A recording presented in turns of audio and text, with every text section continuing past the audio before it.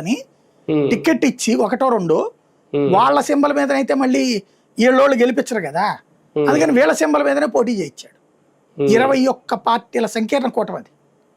అందులో వేరే సింబల్తో పనిచేసేది 3 పార్టీలే ఉన్నాయి అంతే, మిగతా అన్ని వీళ్ళ సింబల్తోనే పోటీ చేస్తున్నాయి పార్టీ. అంత జరిగినప్పుడు, అంత దిగిపోయినప్పుడు మనిషి సహజంగా కొంత అడ్వాంటేజ్ ఉంటుంది. దానికి తోడు జయలలిత లాగా కక్ష సాధింపు ధోరణులు, కరుణానిధి లాగా కక్ష సాధింపు ధోరణులు చేయలే స్టాలిన్. ఇదివరకు ఒకళ్ళని చూస్తే ఇంకొకళ్ళు ఉప్పు నిప్పులాగా ఉండేవాళ్ళు.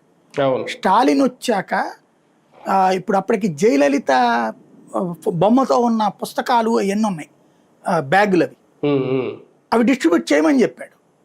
అట్లాగే జయలలిత పెట్టింది అమ్మ క్యాంటీన్ కొనసాగించాడు స్టాలిన్, తీలా మరింత ఇంకో 2 ఫుడ్ పెట్టాడు అందులో.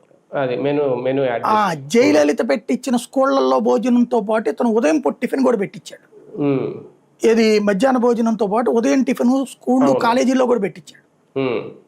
అలాగే సంక్షేమ పథకాలు ఎక్కడా లోటు లేకుండా చేసుకొచ్చాడు. కాబట్టి విజయానికి డిఎంకేకి అవకాశం ఎక్కువ ఉంటుంది. ఎందుకంటే ఏఐఏడిఎంకేలో వచ్చేటప్పటికి జయలలిత మరణం తర్వాత ఆధిపత్య పోరులో పన్నీర్ సెల్వం, పళనిస్వామి, శశికళ పన్నీర్ సెల్వం వెంటనే కాకుండా పళనిస్వామి వెంట, ఇదే పన్నీర్ సెల్వం వెంట నిలిచింది. పళనిస్వామిని పక్కన పెట్టాలని చూసింది. దాంతో పళనిస్వామి పన్నీర్ సెల్వంకి మధ్య గొడవ వచ్చింది.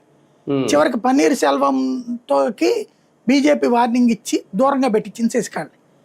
ఇప్పుడు ఆ అన్నాడీఎంకేలో ఈ కార్యకర్తలు 3గా చీలిపోయారు, పళనిస్వామి వర్గంగా, శశికళ వర్గంగా.